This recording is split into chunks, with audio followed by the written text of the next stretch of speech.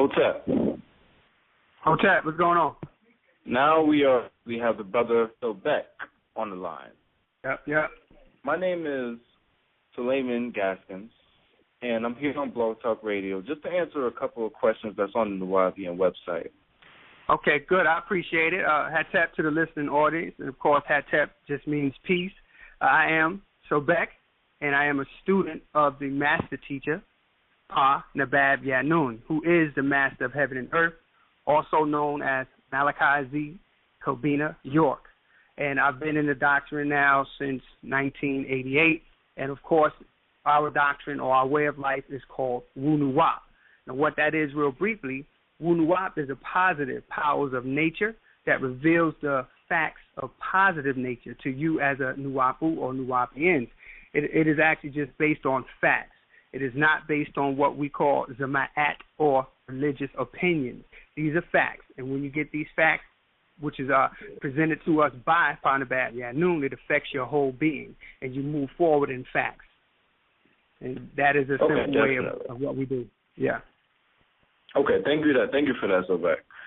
Oh, of course. So now, I was actually on the website a few days ago, and I searched through the questions, and I see there was a few questions that actually got my attention, and I picked out 3 of them. But the first one is, when H1 and HE2 comes together, what new element did it produce? All right. That's a good question. And the question as posed, what element is the result of H1, which is hydrogen, and He2, which is helium? What happens when they come together or fusing together? Well, actually there is no new element created per se. What happens, and this information can actually be found in the Master Secret Series number 3, which is entitled Dimensional Links, and Nabat, or the Sacred Ash. So if you go to verse 60 within that same Master Secret that I'm referring to, it explains what happens.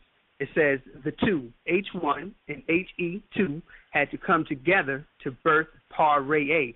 Pa-Re-A is the sun of this solar system. So that's what happens at first.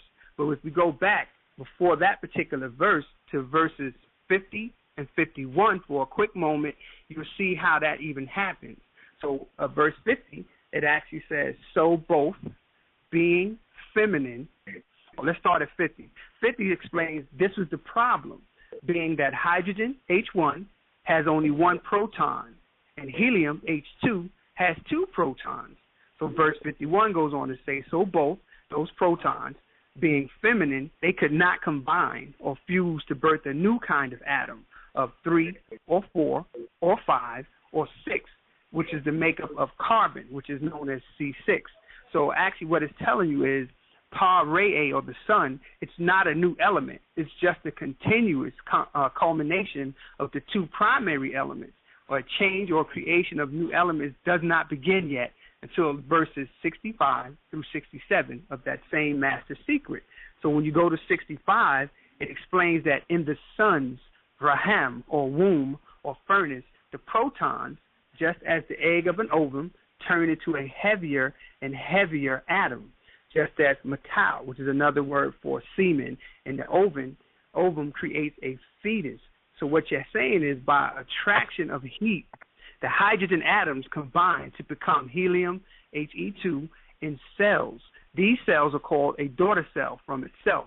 And then those helium, H2 atoms combine to become carbon, or C6, particles of creation of Shayanat, or things. So what happens with that, what that's explaining is at the point of H1 and H2 fusing together, there's nothing new that happens. It's just a combination of those 2 primary. And when you add H1, 1 proton, and He2, 2 protons, you only have 3. But them together are not enough to begin that process of creating the other elements. Those other elements which created once the daughter cell has come about, then you start getting the other elements, which takes us up to carbon 6. So that's actually what happens. Oh, okay. So basically these 2 elements, basically, they reproduced, or I want to say give life to other elements that came up under that element, if I'm not wrong. That would be correct. That would be correct. Okay. Alone they could not. You see what I'm saying? They could not do it alone. So it needed a lot of heat to make these two hug.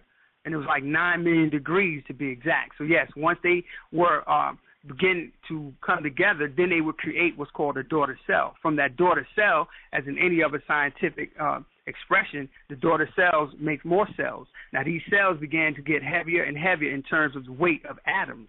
That heavier weight began to bring about those other elements on up to carbon. Okay. Definitely got some clarity on that. I have a second question. It says, can you explain what is meant by spirit, as found in the Patarak, called soul, spirit, spirit?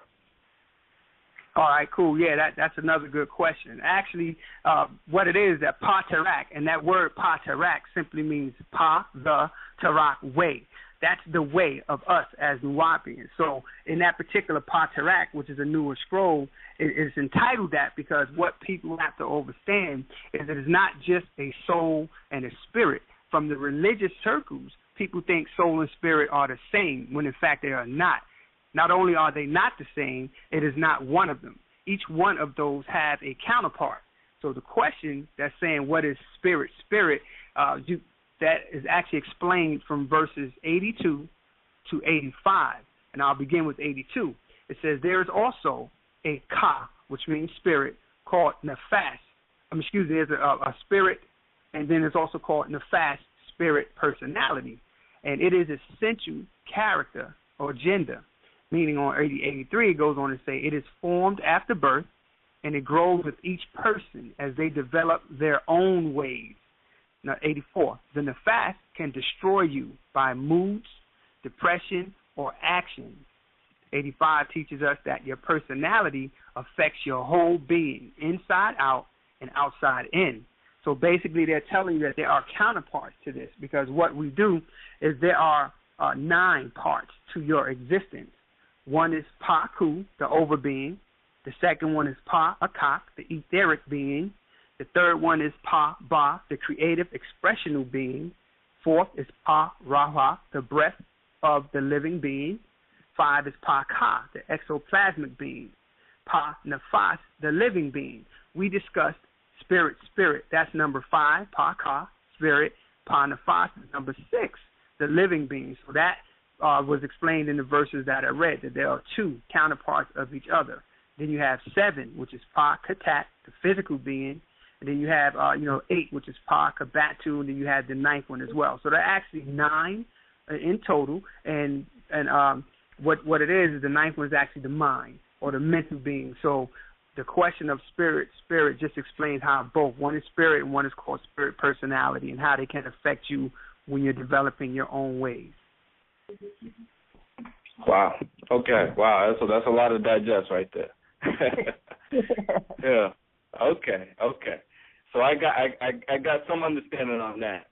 Okay, cool. I definitely gonna have to dissect that a little later. Okay. You can always pick that up. In any one of the bookstores. Mm-hmm. Okay, definitely. I also have a third question. What is the meaning of nuclear DNA versus divine DNA? Oh, okay. All right. Yeah, that's a good question as well, because DNA is identified in various forms.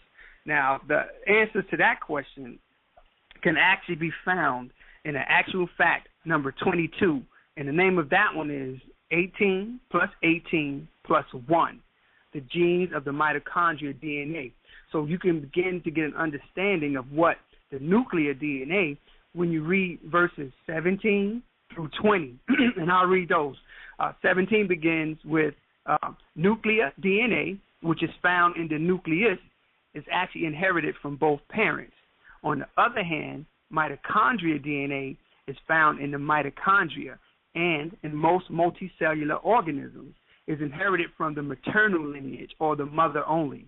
Nuclear DNA is arranged in a linear, organized chromosomes, while mitochondrial DNA is organized as a circular chromosome. So unlike nuclear DNA, whose genes are actually rearranged in the process of recombination, there's usually no change in the mitochondrial DNA from parent to offspring.